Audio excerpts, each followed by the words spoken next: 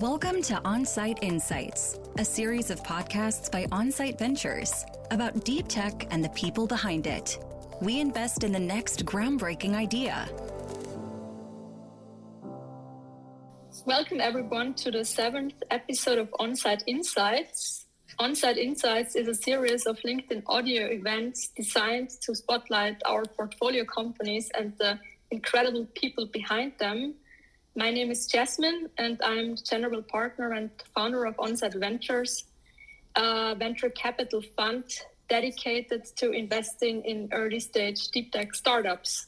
Today, we are thrilled to have Manu Nair with us. Manu is the co-founder and CEO of Synthara, a Swiss startup that spun out from ETH Zurich, and that is focused on advancing in-memory computing for AI. We've been following Manu and his team for quite some time before we decided to invest.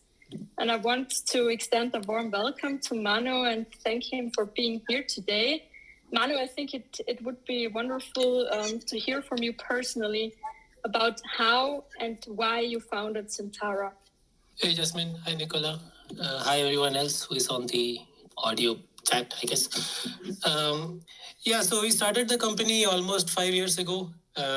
My background is in doing chip design. My co-founder's background is also from the industry. He was designing parts of what went on the iPhones. So we were doing all this kind of industry work for a few years. Then roughly 2016, we both independently thought AI was a very interesting topic. And we started to look at opportunities to explore it. That's how we discovered this lab at Zurich, which works on neuromorphic brain-inspired computing. So we started working together since then, and basically the lab is very good at thinking about how do you translate technology from the brain to the real world. That essentially motivated us to think of how do you do AI compute more efficiently on these tiny wearable edge embedded settings, which eventually led to the company. He and I have been working on it for some time. We had a very interesting starting process wherein we started with the hypothesis, and then a lot of lessons learned led us to pivot into what we now call ComputeRAM, and that's basically something that has been really being well received in the market. Can you explain for us in very easy words what you mean with ComputeRAM, what you can do better on these devices? What is the idea behind it? Why is it so efficient?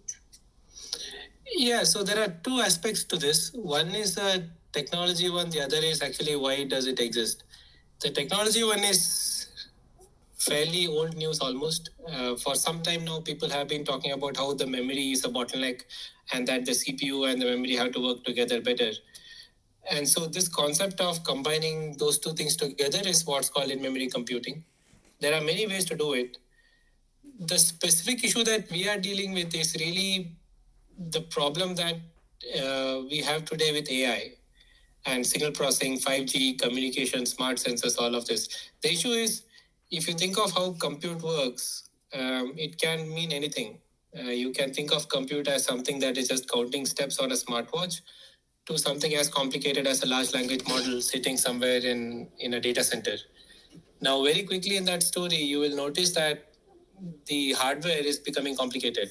So you either have some kind of a GPU, a TPU, a NPU, or some weird processor. And this is not great when the market is fragmented. So if you think of the wearables or robots, smart sensors, and these kind of applications, there is a huge diversity in the number of such products. However, the market for each individual one is not necessarily as big as that of a data center. So in this journey, what happens is both people are affected. So the ones who are integrating the systems are now dealing with this complexity of having this strange hardware modules, the associated software, the full tech stack has to be considered before you do something. And you do something now, 6 months later, AI or whatever they are trying to do has changed. They have to redo the whole thing. So it generally makes things more expensive, often unviable, and so on. So that's bad news for them.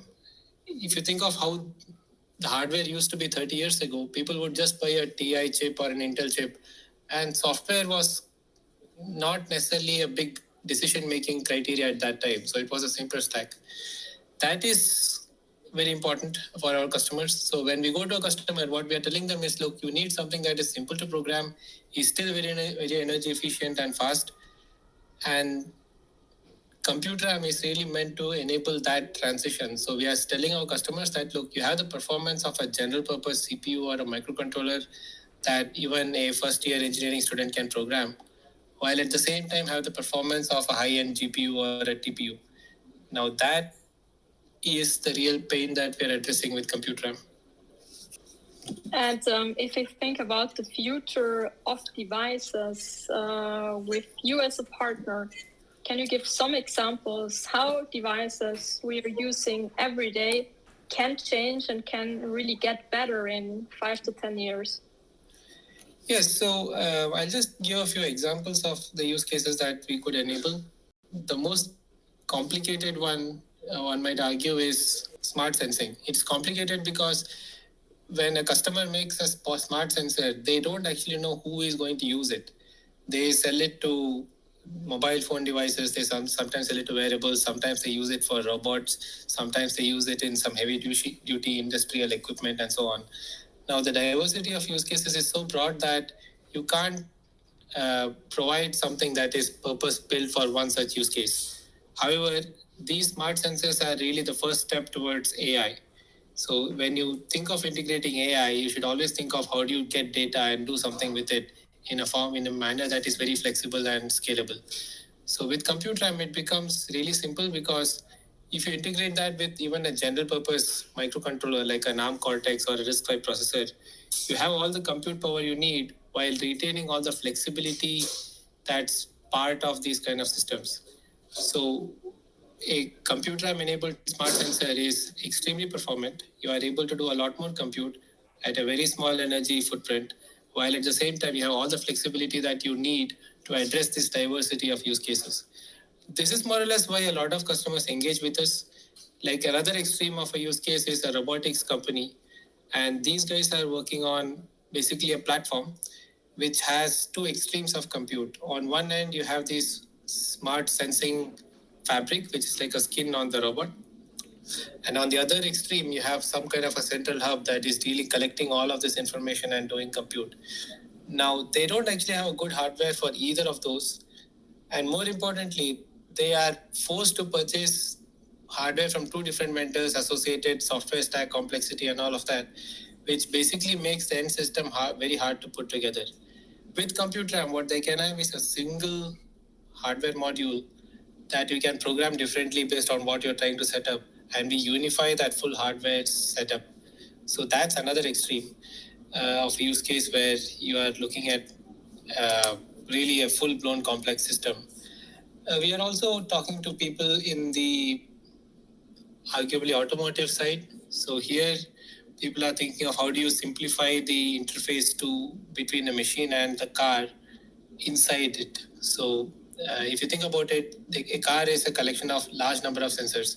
There is something monitoring if a person is falling asleep. There is a seatbelt detector. Then modern cars have these voice interactions. Sometimes these cars want to detect if the child is safe in the car and so on. So one use case that we speak with is essentially a radar-based system that unifies all of this. Because you have that radar, it can look at everything. And now it's interesting because you have this one block which is supposed to do a wide variety of signal processing AI workloads. It has to be flexible enough that the system integrator doesn't worry what the end equipment maker is going to do with it. So again, the flexibility that ComputeRAM based systems offer makes it very attractive for them to do. Another very interesting example is really a high-end TPU-like system. Because ComputeRAM is really a simple module, it does matrix products. They can just integrate it as it is into a complicated system that they have built. And the abstraction is so simple for them that they can even benefit from those settings. In general, ComputeRAM is just memory. In addition to being memory, it also offers some compute capability. And our innovation really is in how do we allow our customers to most seamlessly, naturally use it in their systems. Yeah, I think it's great that you have really this clear vision and also this clear offering towards your customers. However, what you also mentioned in your introduction is that you already had a pivot. And I personally think that pivots are very crucial and very necessary for many startups and scale-ups out there. However, they can also be a bit painful because you need to realize, hey, we need change. We need to rephrase what we are doing. So it would be very interesting to hear from you how this process was and what you actually did before and what you realized to do differently. Yeah, that's important because that also was the reason why we were able to invent ComputeRAM. So when we started the company, it was a time for AI was obviously a hot topic, but most of the emphasis was really on the data center kind of setting. So you had companies like Cerebras, GraphCode, etc., which were raising a lot of money and were doing a lot of things. Our premise was all of this compute has to move to the edge, and therefore solving the problem of edge computing, specifically on AI-rich workloads, is very important. As a thesis, that turned out to be fairly true, but that field has a very big issue. At least we had that problem, which is you can't actually pick one specific use case or an application to focus on, because often a product design for that use case doesn't translate to the neighboring one. So the issue really was fragmentation. You talk to a hearing aid company and then you end up with a different smartwatch vendor, and his requirement is so different. It's different from somebody who is trying to make some kind of a robot. And we had that diversity of use cases, and we were constantly blowing with the wind. So somebody comes here and we were kind of unable to pick a certain niche that we could really get comfortable in. And we soon realized that this is actually a problem for the chip makers too. Because if you think about it, any IoT processor or an ASIC vendor has to play into this AI field, but cannot really define, okay, what is my chip supposed to do that will give me 100 million revenue per year? So the issue that we thought was more interesting was that of fragmentation itself. And as we spoke with a few customers, they pointed out that if there is a way for us to package our core technology, which was a type of in-memory computing, in a way that is deliverable to pretty much any chip maker, that would be very interesting for them, because that allows our customers to retain all the inventions they have done while amplifying that with ComputeRAM. So for example, if you think of analog devices, they have invested so heavily in DSP, MEMS, and all of these technologies that it would be idiotic for me to try and redo all of that just to sell a chip to use case, let's say, an audio vendor. What would, however, be very powerful is if I can amplify their existing designs with in-memory computing such that the next generation of the same product line is 100 times more efficient and faster, while being fully compatible with the full technology stack that they have built and their customers are using. That would be extremely valuable. So that was the big pivot for us. So what we did effectively is to really take out all these stuff that we were doing to make it really good for a certain application, an accelerator, and recast the whole problem to see, okay, we have this interesting way to do in-memory computing. How do I deliver it to customers that can use it at scale for whatever use case they are trying to come up with? And that was a very important moment for us, because suddenly everything started to make sense. Every conversation started to move forward, because we are really not trying to displace something internally or something in the community. The argument was really, how do you make the community more impactful and so on. So it influenced our technology story, and it even influenced how we position in the market. So we decided that, look, an IP product makes the most sense. And unlike most AI chip startups, we are actually an IP provider. We are focusing at a system level. We are really focusing on how do you deliver this kind of processing to all the use cases that come to us. And it also allows us to really focus on our internal development on specific key topics where our strengths are really profound. So this pivot was not as painful as you would think, because we were kind of working on similar technologies already. The main differentiation was really on how do we position ourselves in the world, and also to some extent position ourselves to investors. The good news is our investors were fairly understanding of why we were doing all this, and they were extremely supportive of all of this. And that is also very important for somebody like us to get going. And the good thing of the pivot and the new positioning, of course, was that you've been able to recently raise a very good funding round, I would say, 11 million US dollars. What are your future plans, and how are you going to use these funds to support your expansion? Yeah, so this is actually a very interesting moment for us because we have reached a point where the product has been out for 3 months and we are starting to see a lot of conversations that are really progressing very well. So this is the point of time where we are kind of leveling up from a let's create a product to let's scale up the business. So the ambition really is to get into the product lines of our early adopter customers. We have a few conversations going on. We also want to expand the management team a little bit to be ready for the Series A. So we are looking to expand our presence in the United States, for example, with a business development center.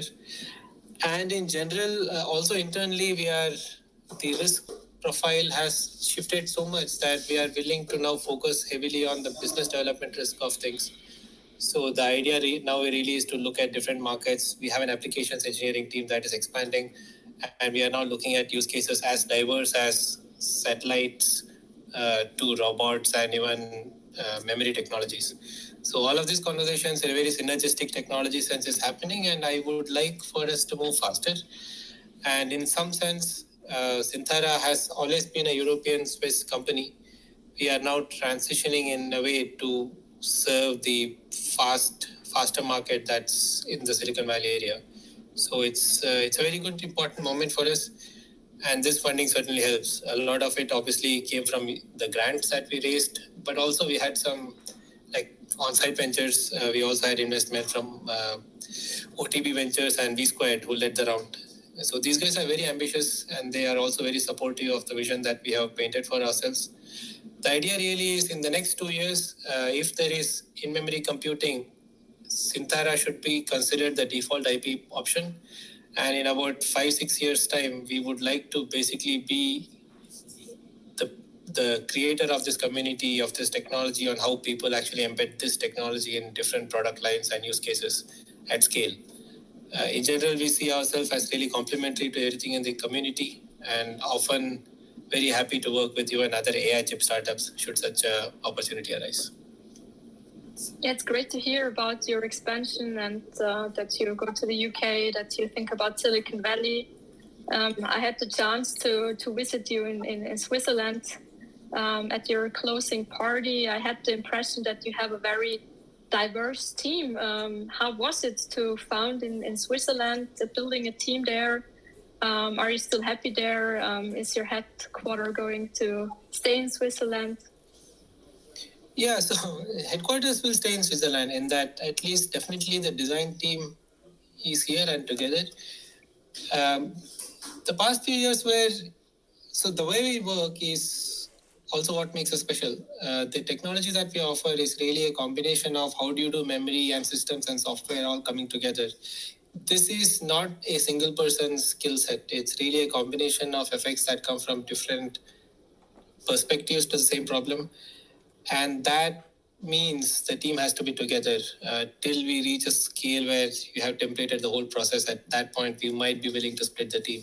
So for the near future, Synthara will definitely be centered around Zurich and Switzerland. It's been really good as a community because there are amazing universities. You get to meet very good people. We also met great investors and all of that. Zurich is naturally a very diverse city. I think 25% or so of the Swiss population are expats. So it's very easy to meet people from different cultures and so on. We didn't really distinguish anybody.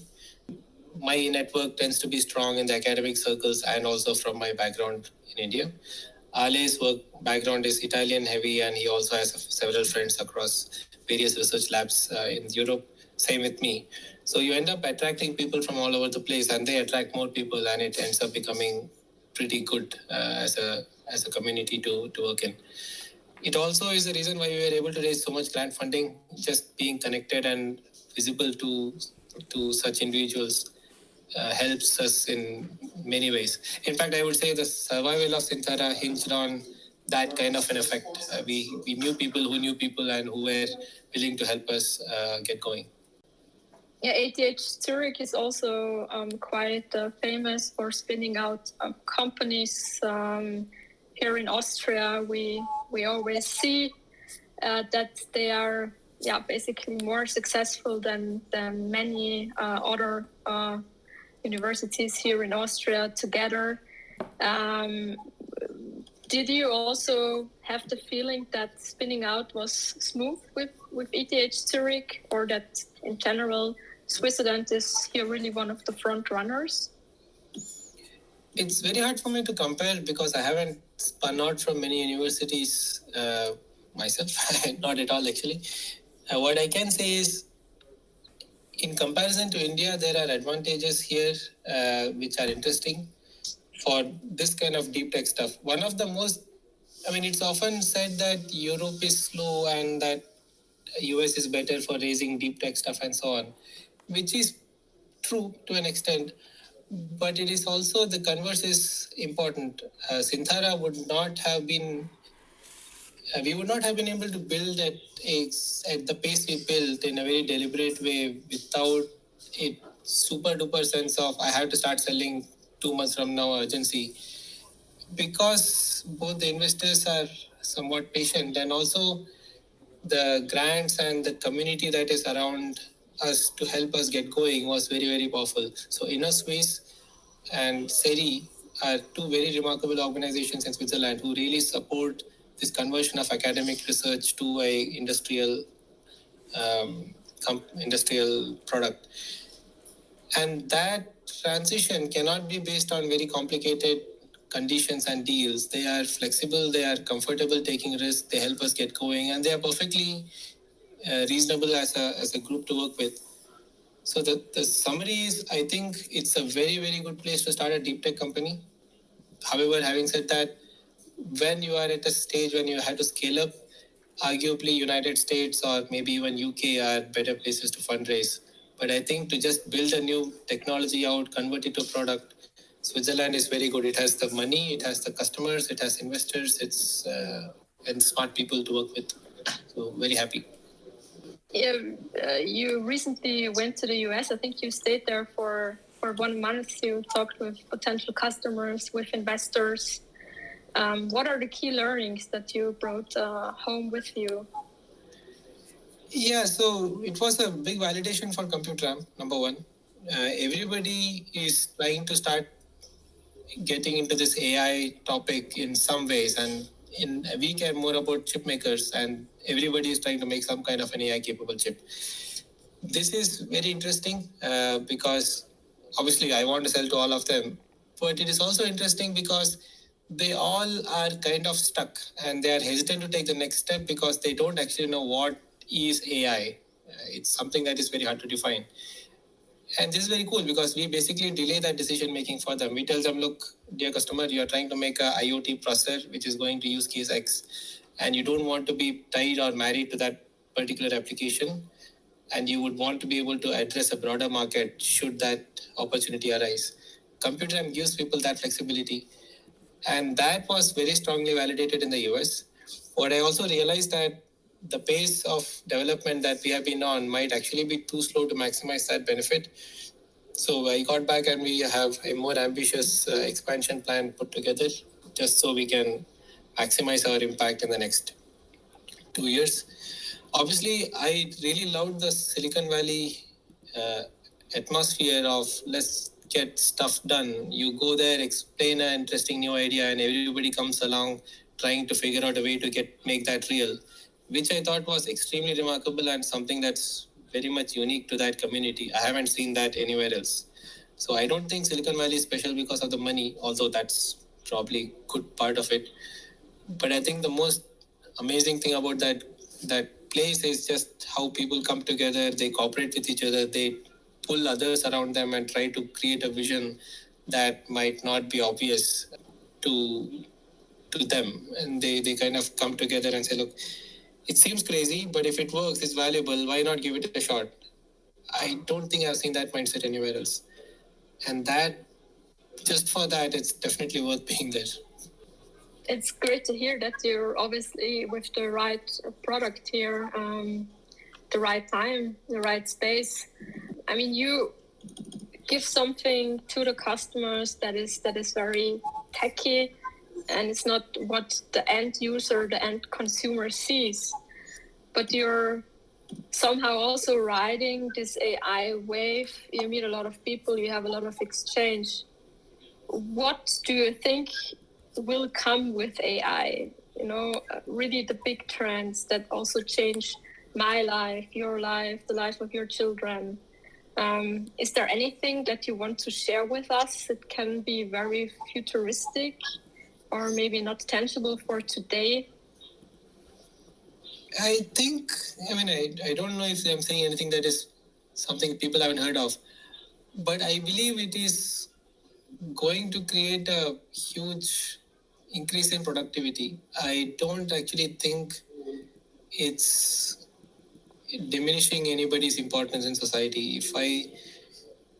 Copilot, I think, is a better word for AI than anything else. The so-called artificial general intelligence is a theme that I don't have an opinion on.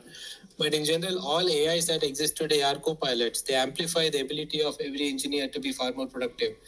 Taking my own company as an example, we have engineers, we have about 20 people in the team. I think these 20 people are able to be as productive as 30 or maybe even 40 people from 10, 15 years ago before they had these tools at their disposal. So each time there's a question about, oh wait, how does this work? You can actually talk to that engine and it knows enough to, if you ask the right question, you get good answers. And it's called prompt engineering or whatever, but I think the right frame of mind is it's a co-pilot and it amplifies everybody's ability to be far more productive. And you create so many more ideas, you can generate stuff so much more elegantly and effectively. I think people will find themselves able to ask and focus on the most important question that actually creates value.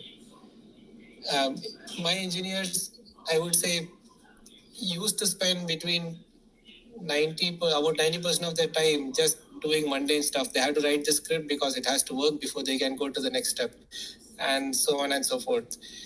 That waste of energy in doing the same thing several times over and over is basically gone or massively reduced, and they can now focus on the real important question on how exactly is it that I improve this performance, how do I focus on improving timing or margins or whatever. So it's a productivity booster. I don't actually think a lot of conversations are necessarily focused on that. And I think that is anyway happening, whether people talk about it or not. I think it's going to happen. And I think 10, 15 years from now, there will be a huge set of tools that really amplify people's ability to deliver and create value in whatever content, video, Instagram type stuff, or even hard engineering topics.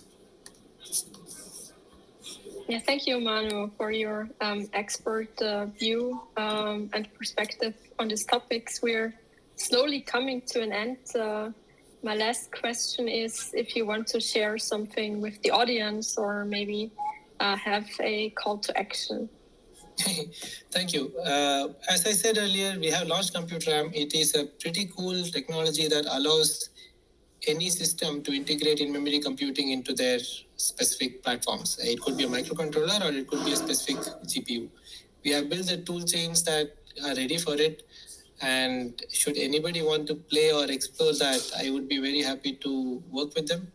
We are obviously hiring for several key positions. If somebody wants to work with us in either developing the business or product lines or even applications, I would be very happy to talk to them. And of course, any investor always open for learning more. I see some of the people in the audience who I have known from previous life. Very happy to catch up again and even just discuss what we've been doing. Yeah, thank you, Manu. Thanks to the audience. It was a great episode of On-Site Insights. And yeah, I'm looking forward to seeing more from Synthara. Thanks, guys. Bye. Thank you, everyone. That was On-Site Insights, a series of podcasts by On-Site Ventures about deep tech and the people behind it. For more information on our portfolio companies and investment strategies, Visit our website, onsite.vc, and follow us on LinkedIn at Onsite Ventures.